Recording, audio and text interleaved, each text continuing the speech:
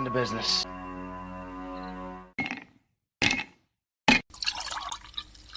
That's the nectar of the gods, baby. Hello, everyone, and welcome to the #1 liquid-fueled, liquid-lubricated show on the interwebs. This is the Whiskey Musings broadcast. A little bit somber start tonight because we are on the eve of one of the most horrific attacks, the day 20 years ago, one of the most horrific attacks on American soil from a non-warring type entity that is the terrorist attack, obviously, on the World Trade Center. Now, I can tell you a lot of different things about, what I had for breakfast this morning. I can tell you some things about what I what I might have done, or maybe what I might have done last week. I could maybe remember, possibly, it's a bit of a stretch. I could maybe remember what I did last month, but I can tell you for a fact that I remember that morning. And of course, I live on the West Coast, so for us, it was early morning still when that first plane hit the towers. I can tell you how I felt that day. I can tell you all of the feelings and the anxiousness, the hopelessness, the lost feelings in terms of trying to figure out what was going on. I lived outside of Seattle at the time, and there was even a rumor that there was a plane that was going to come in and hit one of the Seattle towers, the tallest tower in Seattle, at least at this time. It was called the Columbia Tower, and I'm not sure what it's called today, 20 years later, but there were some rumors of that. So they evacuated that building from, so many floors up. Seattle was in the flight path or the landing path and takeoff path, both, of SeaTac Airport nearby.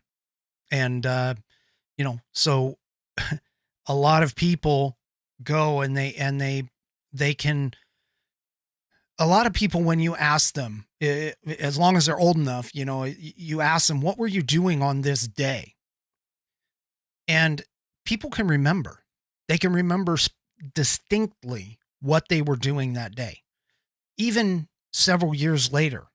I mean, I can ask, you can ask relatives and things like that when when Elvis was announced as being dead, or when JFK was shot, or, tragedy tends to burn into our minds the specifics on a particular day. And on this day, 20 years ago, we had one of the most horrific attacks on America. Now, the funny thing about that is that it wasn't just America. It was actually the world, because it's in the name, the World Trade Center.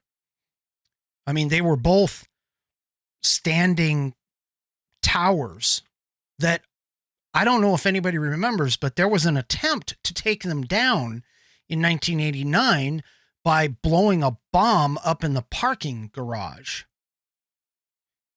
And so those towers were targets. They were always targets of, bad people, bad extremists. And they finally were able to do what they had missed doing in I think it was 89. It might have been 86. I can't remember, but it was in the late 80s. And they finally were able to do what they wanted. And the funny thing about it is, shortly after, the attack happened and everything, there was a story that I read about when the attackers were arrested from that bombing, how they were being taken away, and they were actually being taken away in a helicopter, I think. And as they flew around the tower, the police officer or a Secret Service person or FBI person, I think it might have been FBI, that was with them, basically said, look, see those towers They will always stand. And I'm paraphrasing, of course, that wasn't necessarily a quote, but that was kind of an ominous trigger looking back on it in terms of the day of when this happened. And Captain Kirk, thank you for joining. Captain Unicorn Kirk, because he doesn't like being called Captain Kirk, but I digress. Anyway, Captain Unicorn just chimed in, and he was working in San Jose near the airport at the time. He was in California. And, it's tragedies like this that take up our memories, because the mind remembers bad things more often than the good. I mean, if you've ever had any kind of a review from your manager at work, they can remember 6 months ago when you screwed up on an order, but they can't remember 3 months ago where you saved the company thousands of dollars, generally speaking. They usually forget that kind of stuff, but they can remember the bad. And that's just the way that our brains are wired. And so, remembering where you were on that day, what you were doing. And I can tell you from my own personal scenario is that my son hadn't been born yet. And, I woke up that day and I was getting dressed for work. And back then I wore a tie, but I was getting dressed for work and I had come out of the showers and she was watching the television. She's like, "Oh my gosh, look what happened. Something happened in New York at the World Trade Center." And so as we were watching, we saw the devastation of the first tower having been hit and trying to get a grasp on what was going on. And shortly thereafter, the second plane came in and hit the second tower. And, after that whole day, everybody was on edge. The whole office where I worked was very quiet, subdued. And nobody really talked. I mean, we were all in shock about what had happened. And when the towers fully came down and everything else, I mean, we all kind of gathered around it. And gathered around the TV, and there really wasn't, believe it or not, there really wasn't a lot of work that got done. I mean, some did, but everybody was in shock. Everybody was in surprise. And we, at least I couldn't imagine that this kind of a thing could have happened on American soil. And it was part of my naivete, I guess, in the fact that America has had a long history of being relatively isolated from things of that nature. And so that type of thing was a horrendous and horrific act for somebody to have carried out. Now, today I've been watching and seeing a lot of posts on social media talking about, some of the heroes and talking in their photos of people that like firefighters that were running into it, police officers that were helping people come out of the rubble and come out of the towers after it had hit. There's images of the towers, obviously, when they hit and everything else.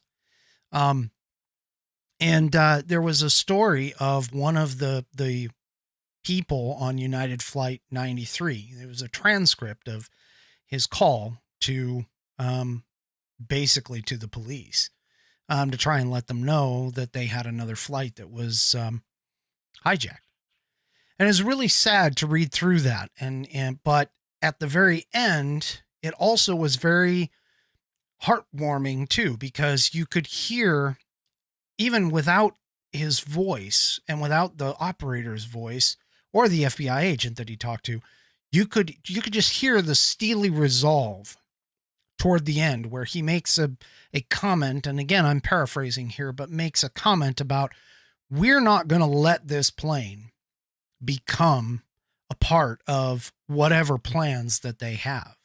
Because something you need to understand is they didn't even really understand, or they didn't know exactly what was going on until they were able to get it confirmed by the 911 operator. And so they decided to retake the plane. And the last thing that gentleman did while he was on the phone with the operator was to pray. He prayed the Lord's Prayer, and he did one other prayer, and then he said, basically, all right, let's go. Let's roll. That's the phrase. That's the catchphrase. The let's roll.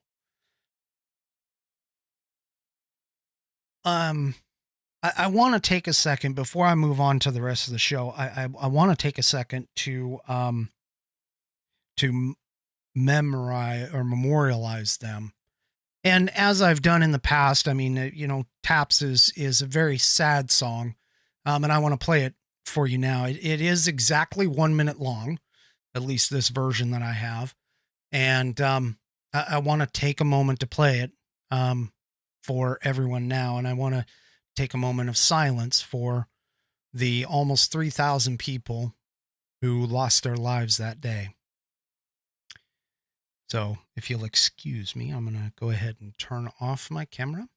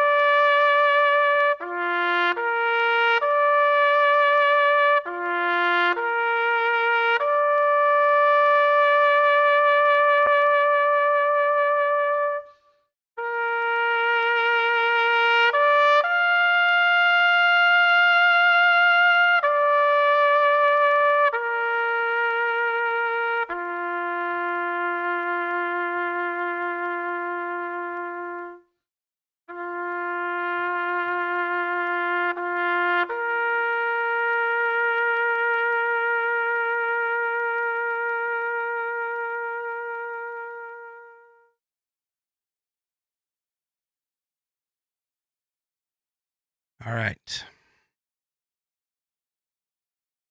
So one of the things that happened here locally is the local fire station in town went ahead and put up a memorial as well. They put up 343 flags on one side of the main highway through the town, and in obviously in memoriam for the 343 firefighters that lost their lives. But they also went and put on the other side of the highway flags up for all of the cadaver dogs and service dogs that were a part of the effort as well and have since passed. A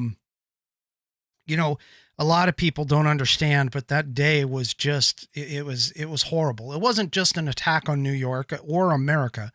The whole world kind of got together, and there were countries that, we didn't even necessarily have ties with or anything else, that were just, we didn't really, they weren't that big on our scale, and they were, sending us tributes and love and doing prayers and things like that. Because again, this wasn't just an attack on the Western US. I mean, fundamentally that's what it was, but it was also an attack on the world. And the thing that I want to talk about tonight, or at least for part of the show here, is I want 9/12/2001 back. And I'm not talking about, I want all those people to lose their lives again, all that pain, all that suffering, all that hurt to come back again. If I could, I'd like to try and avoid all of that.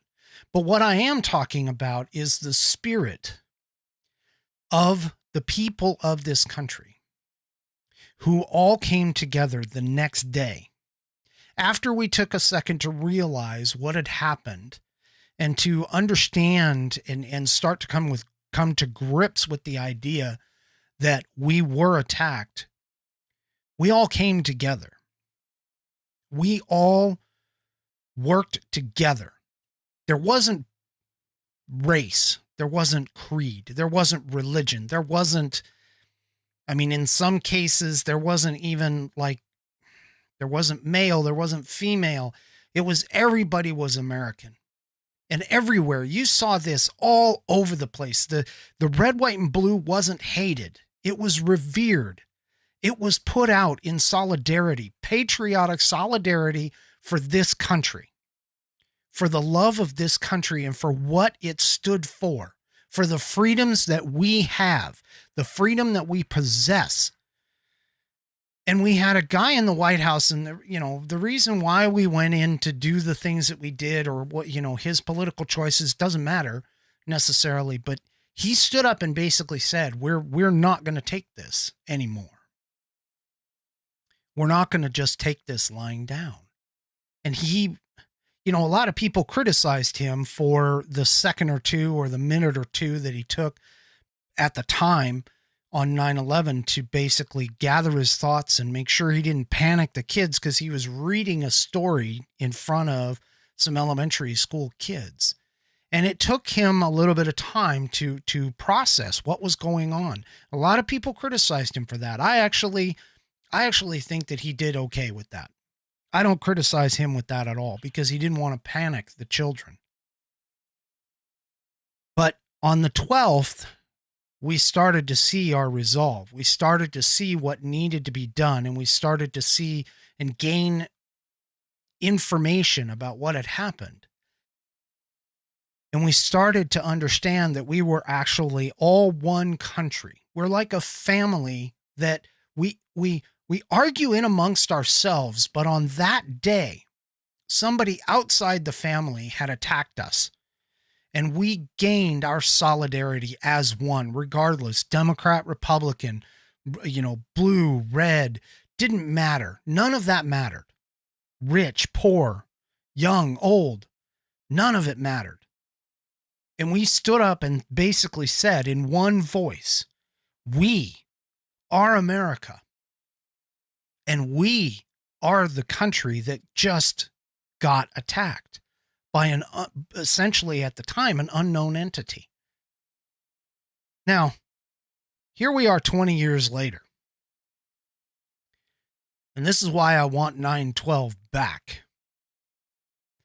Because here we are 20 years. 20 years. That's not even the span of one lifetime. I think it's considered a generation, but I'm not 100% sure on that. But 20 years later, and we are ripping apart at the seams. We're ripping apart. We are basically divided.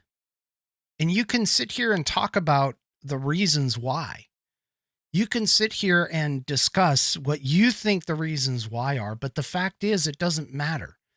Politics didn't matter back then. Religion didn't matter back then, necessarily. Realistically on 9/12, we didn't even know who did it or why they did it. We just knew that it happened.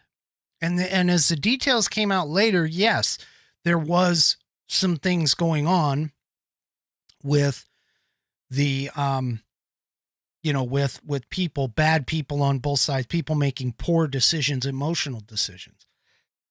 But on 9/12, we were still coming to grips with what was happening. We were still finding out details, still getting information on things. And so nobody looked at somebody else with suspicion. We were all together as Americans. We were all as one. And that's what we need to get back to. And unfortunately, with this current individual and administration in the White House, he's further dividing us. He's dividing us. The administration is dividing us into more than just two halves. If you look at it, everything that they've been doing has been to divide us. Divide us in rich, poor, white, black, straight, gay, LGBTQ, whatever. And now, vaccinated versus unvaccinated. And back on 9/12, we had the idea of freedom. We had the idea of freedom of choice. If you wanted to put up a flag, you could put up a flag. But there was not a single person no matter what you thought, no matter whether you agreed with America or not, there was not a single person who went around and took down the flag and did anything to desecrate that flag when it was put up in patriotic colors, support for the country. We didn't have the protests that we do today. We didn't have the divisiveness that we do today. And we sure as hell didn't have a president who left people in in Afghanistan. We certainly didn't have a president who is now putting out basically what are likely unconstitutional mandates to jab somebody of something that they don't want. We need to get back to 9/12. That spirit of America. I want it back. You know, I sit here and I think about all the things that are going on today. And regardless of where you sit on the political spectrum, doesn't make a difference. We have some precepts in America. We have some founding ideals and thoughts. And yes, they're not perfect today, but striving toward the goal is perfect. Yes, we have a checkered past. We have some challenges that we even today may still have. But we need to strive to be better. The idea is to move forward, not try and fight against and blame the past for today's discretions. Let's fix them. Let's get them fixed. Let's focus on making America a better place. And this whole idea that cops are bad. Sorry. Back on 9/12, we revered police officers. In fact, I lived across the street from a fire station and the local sheriff's office, a small substation that was there. And I'll tell you what, I was happy that those people were doing the jobs that most people would have problems doing. I mean, I'm an a former Army person. So there are certain types of people and certain types of jobs where you're expected to be willing to run into danger, whether it's a fire or whether it's a firefight.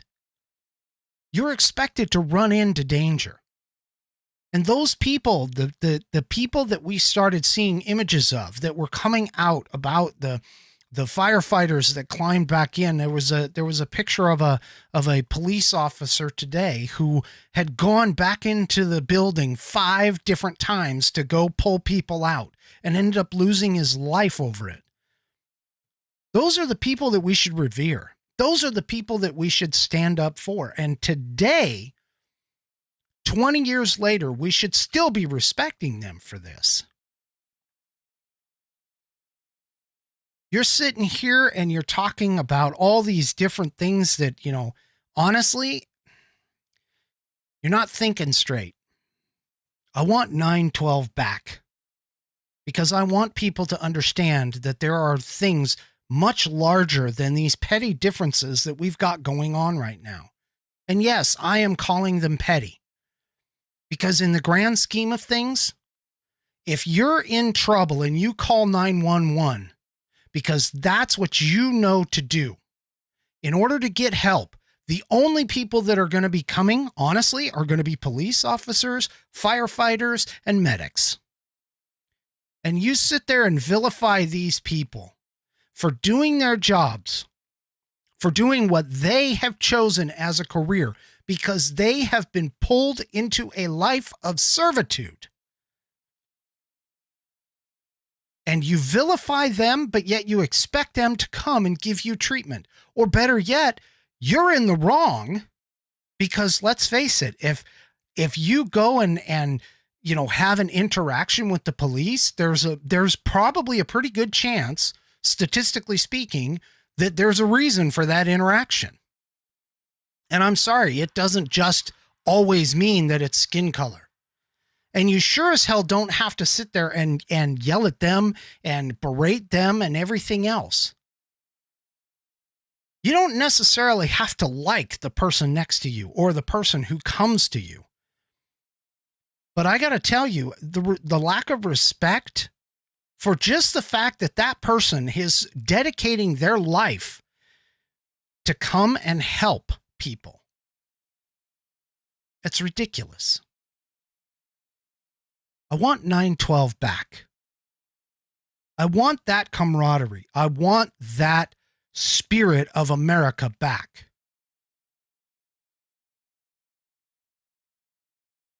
And it's ridiculous to sit here and look and see that our commander-in-chief just 2 days ago announces that he's going to put out executive orders to try and stick people with a still experimental vaccine. The versions that are available today, you can argue with me all you want, but the versions that are available today are the experimental ones. The one that they've been talking about as being FDA approved isn't even available yet under its brand name. It is technically a legally separated substance. And to sit here and tell people you will get this, you will do what I say, with executive orders even. I mean, back when he was a freaking candidate, all he was talking about was how Trump was dictating by executive orders. This is back in last October, it's not last October, but the October when well, maybe it was last October. Holy crap. But anyway, the point being is that he sat there and was saying that you cannot run the country by executive order. Those are not legislations, and that he wasn't going to do it. But yet now he is actually doing it. And believe it or not, anyone who thinks that he's doing this for health reasons, look at who he has exempted so far. He's exempting Congress. That's obvious. He needs their help. He, at one point, was planning on exempting the United States Postal Service, but has since reversed that decision. But what's even worse is he's exempting all of these illegal immigrants that are coming across the border in waves and waves and waves. Even the left stream media, and yes, I'm calling them the left stream media, has caught on to the border crisis that is going on. They are getting overwhelmed with people. And they've been busing them throughout the United States just to get them away from the borders and the border areas where they've run out of room to keep them. But what are they doing with those people? Well, they're not vaccinating them. And many of them are reportedly coming over with COVID-19 positive tests.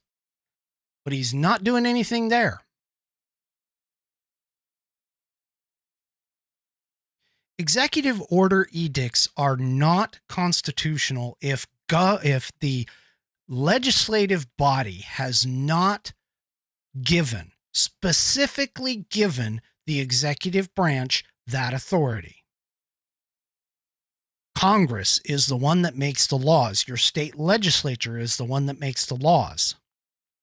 And unless Congress specifically tells him that he can go and edict this vaccine mandate, I really don't see where this is going to go and get passed in court. I think that there's enough evidence here. There's enough there that he's violated the 14th Amendment, equal protection, and he's violated the 10th Amendment, which basically states that if the powers are not specifically stated in the Constitution or specifically prohibited by the states, then they belong to the states and the people. But I think another thing too is that you've also noticed, maybe you haven't, I don't know, but there's reports of him trying to use the IRS to track money of people. We already know that Obama used the IRS to go after conservatives. That's been very clear. And that honestly is a violation of our Fourth Amendment rights. I want 9/12 back. I want our country to go back to the way it was when everybody was pulled together as one family. This is completely ridiculous. Look, I'm not against the vaccine. You want the vax? You don't want the vax? That is entirely up to you. That's what America is all about. Freedom, freedom of choice, freedom to choose. If you want to worship God, you can worship God. If you want to be an atheist, you can be an atheist. Freedom to choose. That's America. If you decide, to eat at McDonald's all the time and waste your life away and have medical problems because of that, guess what? That is your choice. Yes, it creates a burden on the healthcare system, but that's the way things are. You cannot sit here and order people by edict. That's totalitarianism. That's dictatorship. That's not the America of 9/12. And I want 9/12 back. I want to be able to go to a store and let me tell you a little story. So I went up to the store right before the show. Okay. And I did two things when I was up there, other than the reason that I was actually at the store. These are two separate things. The first thing is being a former military member and an American patriot. I don't like to see the American flag hung up on things and curled. She should be flowing and flying free. Now, that actually is part of the code that talks about how you fly the flag. She is supposed to wave and fly free. So there was a flag there that unfortunately had been caught by a nearby fence and was not flying free. So I went up and I took that flag and I unfurled her a little bit and got her off the fence and put her back up. So that was point one. Point two, after I'd gone in the store and done what I had needed to do, and I come back out and I walk up to my car and, there was an older couple, and I'm saying older because they're older than me, but they were definitely, I'm going to guess somewhere in their 70s. And they had parked in the parking spot next to mine.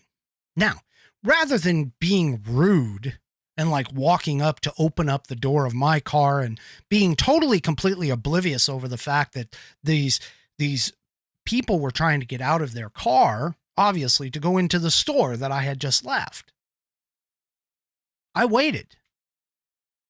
I extended courtesy. I waited for them, especially the gentleman who was behind the wheel, to get out. Now, he opened up the door and he was going to say, and he pretty much told me, he's like, hey, I didn't want to get in your way. I said, that's fine. Take your time. Come on out. And he got out and we started up a small conversation. And the funny thing is, you've seen it on this show, I was wearing my black hat that said Army across it. And, his wife got out of the passenger side. He got out of the driver's side, and we were standing there for a second. And his wife asked me, she goes, well, have you been into town? And I said, no. And she says, well, you should go because there is this beautiful memorial. And I had just told you about that. That's what the firefighters had done. And she described it to me. And I said to her, I was like, well, I said, that is absolutely beautiful. And I explained to her that the 343 flags and that kind of stuff. And she would, for whatever reason, I don't know why, maybe, I don't know, but for whatever reason, she looked at me and she said, I'm a Democrat and I didn't care for us going into Iraq and for doing, doing those wars and stuff. She goes, but seeing that today, that memorial brought me to tears.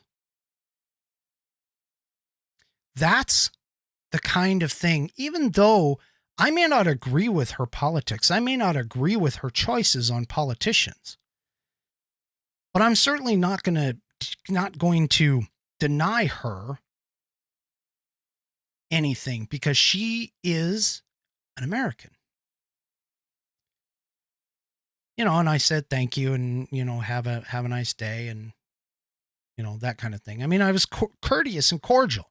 Even that's gone today. I hold open doors for people. They just walk through. They just don't even care. Back on 9/12, whenever I would do the same thing, people took notice. They said thank you. They realized how fragile life was and how being courteous to somebody, regardless of what their thoughts were or their positions on things, didn't matter. I want 9/12 back.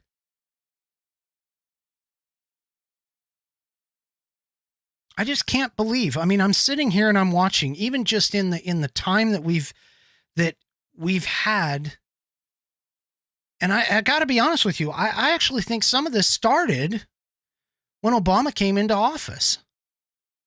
I could be wrong on that, but that's certainly when it was starting to be noticeable. I mean, the whole idea of defunding the police and how police officers are bad and that kind of stuff, all of that came out of Ferguson and some of the tragedies. Please do not mistake me on this. They were tragedies. No one should lose their life. Honestly, in an honest capacity. Now, if they did something wrong and they ended up in a firefight or whatever, that's totally different. And I'm not here to even discuss like Ferguson and all of all of that stuff or any of the other incidents that we've had happen. We can go on that at another time. But the point is that the vilification of people who are supposed to help, the vilification of people who have dedicated their lives to go and helping others and trying to keep everyone on the right path. It's no different than the soldiers coming back from Vietnam, as an example. I mean, people vilified them. They were only doing their jobs. They were doing what was at the time deemed to be right. Whether you agreed with it or not, whether you agreed with the policies or not, you shouldn't go after the individual. And God darn it, speaking of individuals, there were so many times in the days following, and I'm talking about beyond 9/12, but in the days following where we started finding out that these were Middle Eastern fanatical individuals. And the big thing that was coming out of it is, well, don't persecute Muslims. Don't persecute them because, they're not the ones that did this. And that thinking is absolutely correct. They're not the ones that did this. But for some reason, between then and now, we've lost that idea of lumping people into groups. Because now what happens is, what do? Oh, you're a conservative. You're wearing a flag hat. It's red. Oh, you're a maggot. MAGA guy, MAGA person. Without even knowing anything about them. I want 9/12 back.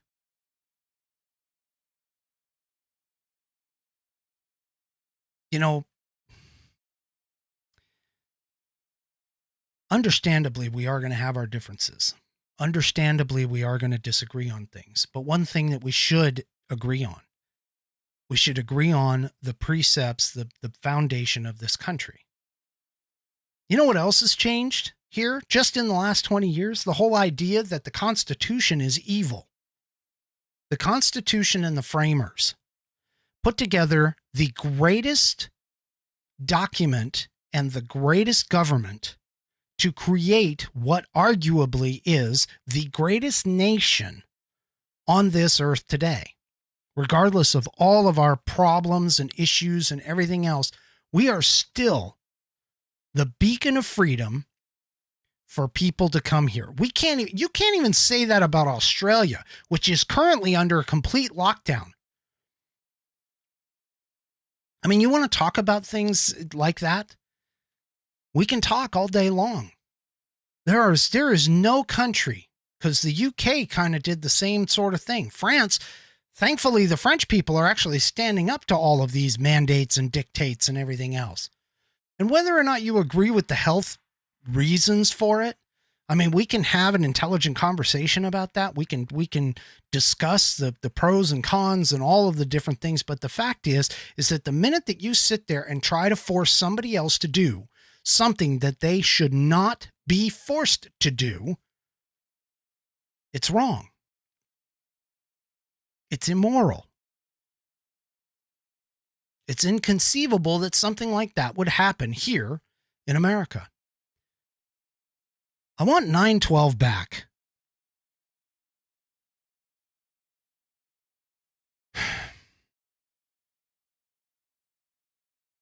And I'm sorry, but, we can have discussions about this whole pandemic and everything else. I think there's a lot of stuff that is wrong that's going on.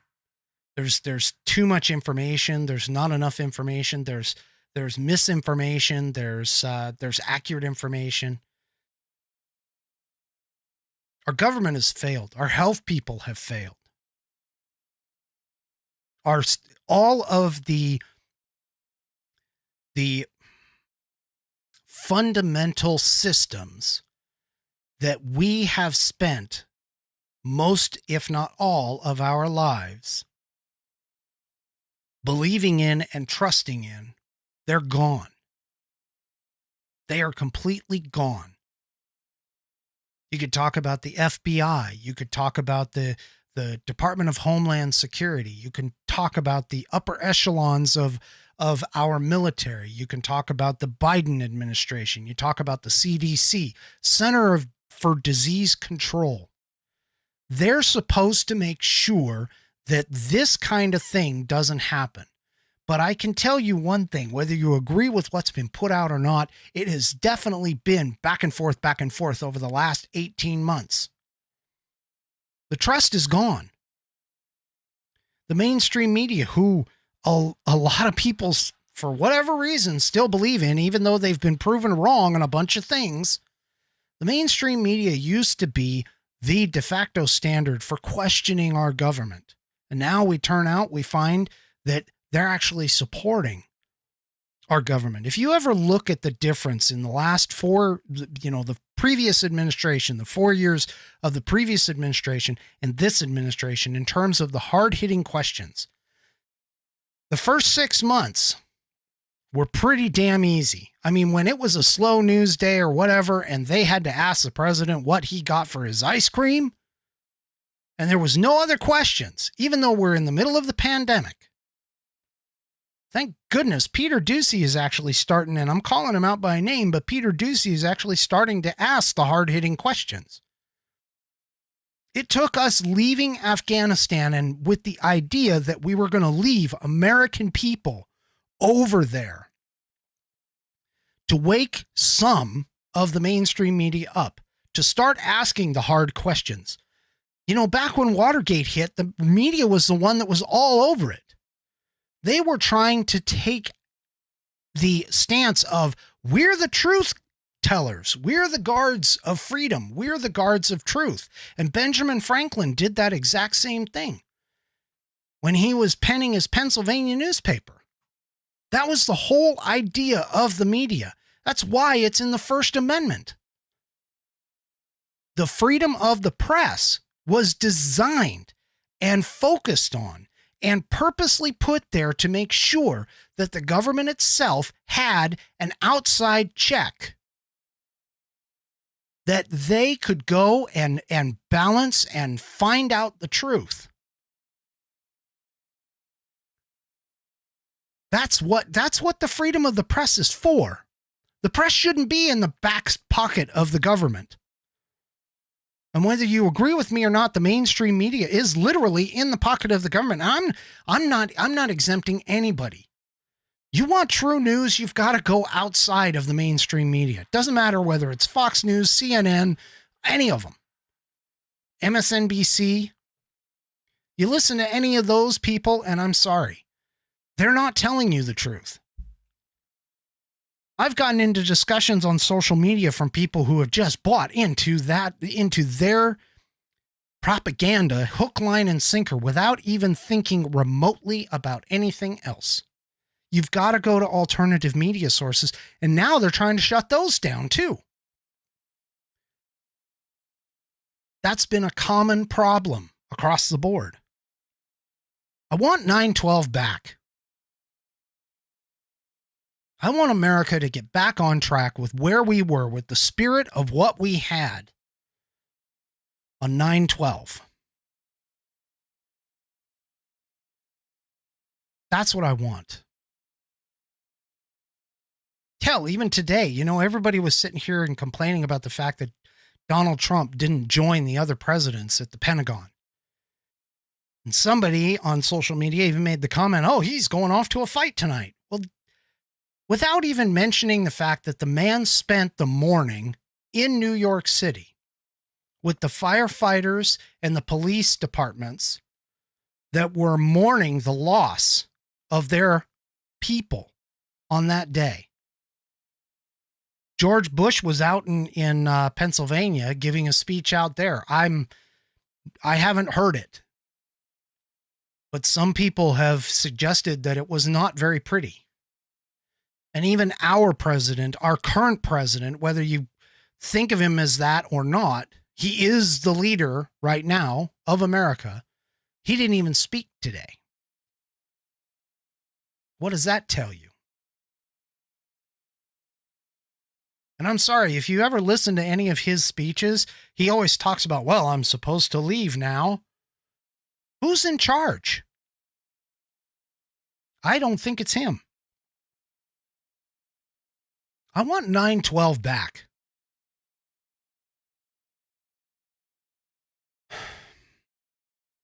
I want to have America be America again. This isn't America.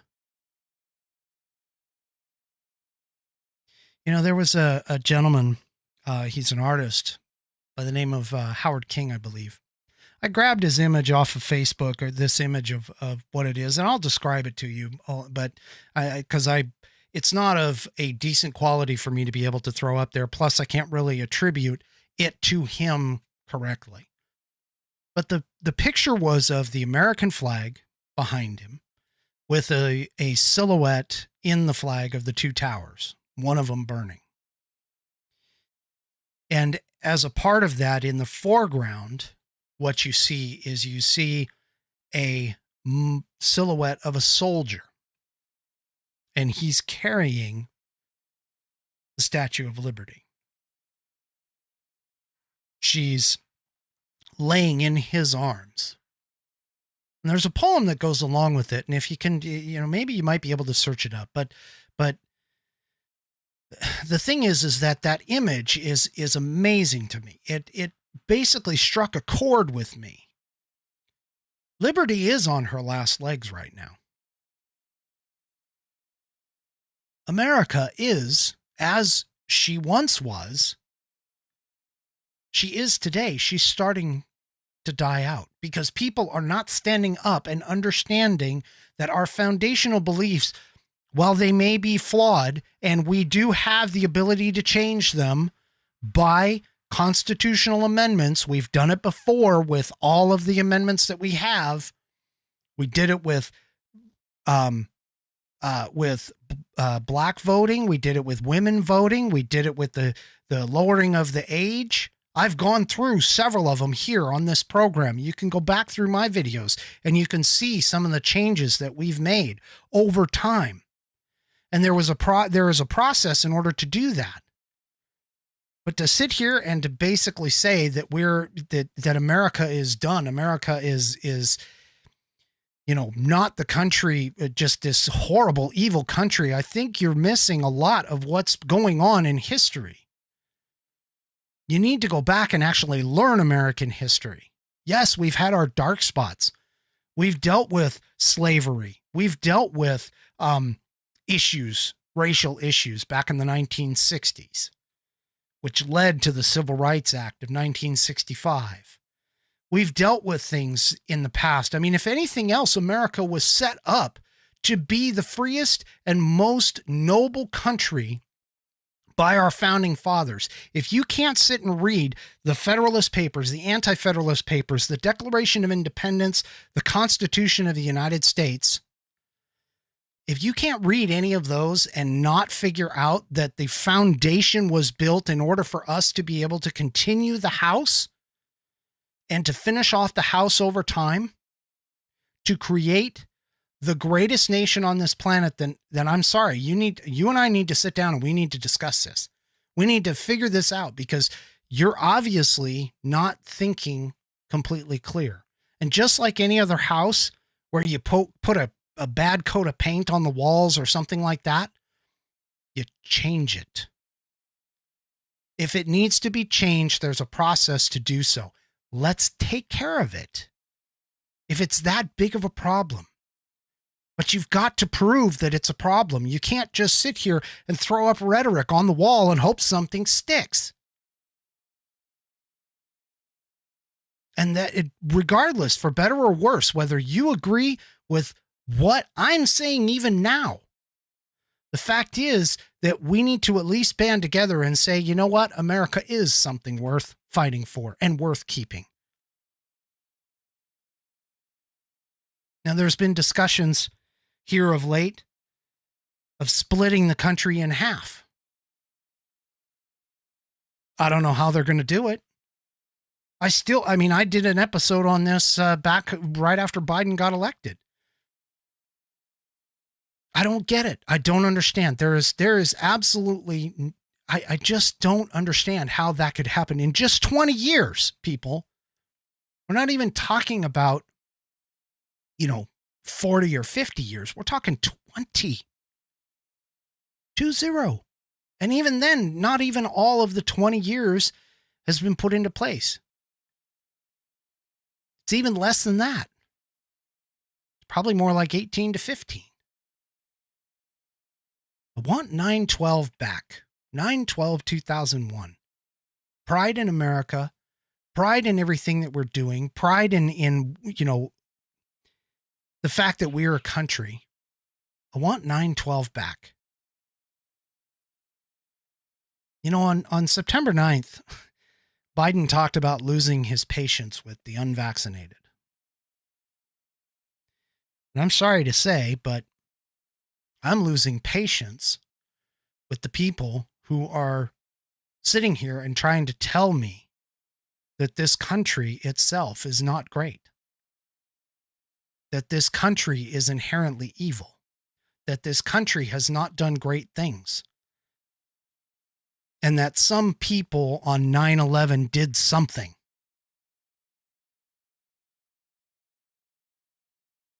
I didn't want to turn this into a big bitch fest, to be honest with you. But the fact that we have 9/11 occurring, and the spirit and camaraderie of 9/12 and how everybody banded together back then, that's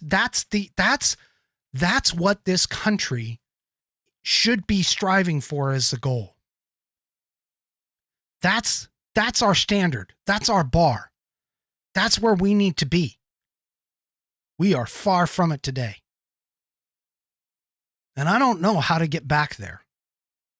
And I sure as hell hope that now, we went into Afghanistan and we took out the Taliban. And granted, okay, Trump was planning on getting out because people were tired of considering the quote unquote forever war. Now, I don't agree with what he said. Okay. I don't agree with that strategy and I've done an episode a couple weeks back talking about that. But for us to go and put back in the same people that harbored the individuals who attacked this country, that's an affront to all who served over there. That's an affront to all those who died there, including the 13 that were the last to die in Afghanistan from our soldiers' perspective. We have absolutely no idea what's happening with the other Americans that are left over there still. We have no clue. And if you honestly believe that the Taliban is going to be our partner to fight against terrorists, they're not. Mark my words. We're going to be either back in Afghanistan again, or we're going to have another attack on our soil. Terrorism is just going to take over. I mean, if you look at the moves that they've already made, they're working with China. They're working with Pakistan. They're working with Qatar. They're working with some other Middle Eastern country, Iran. They've sent off a bunch of if you look at some of the photos in that some investigative journalists have pulled up, they've sent off part of the equipment that we've left over there over to Tehran. Believe me, all we did leaving that part of the world the way that we did is we just weakened the entire world. And it may have been an idea of Trump's. I don't care about that. The guy that implemented it is the guy that's in the White House now. And if it had been Trump and he did the exact same thing, I'd be saying the exact same thing. I'm sorry. No, actually, I'm not sorry. But I guarantee you, we memorialize this day, 9/11, the most horrific terrorist attack on our soil. And I guarantee you, we're going to be in this situation again.